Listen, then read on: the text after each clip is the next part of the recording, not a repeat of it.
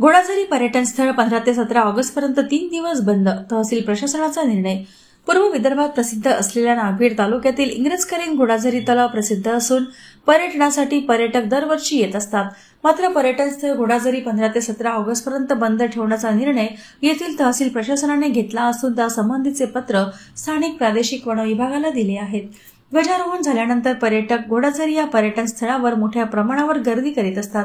सदर पर्यटन स्थळावर कोणतीही अनुचित घटना घडू नये व जीवितहानी होऊ नये यासाठी सुरक्षेच्या या कारणास्तव घोडाझरी पर्यटन स्थळ ज्या ठिकाणी प्रतिबंधात्मक उपाययोजना शक्य नाही ते सर्व पर्यटन स्थळ बंद ठेवण्यात यावे अशी सूचना प्राप्त झालेली आहे. तसेच घोड्याची पर्यटन स्थळ वॉटरफॉल हे वनक्षेत्राला लागून आहे. तसेच तलावातील पाण्याचे क्षेत्र विस्तृत स्वरूपाचे आहे.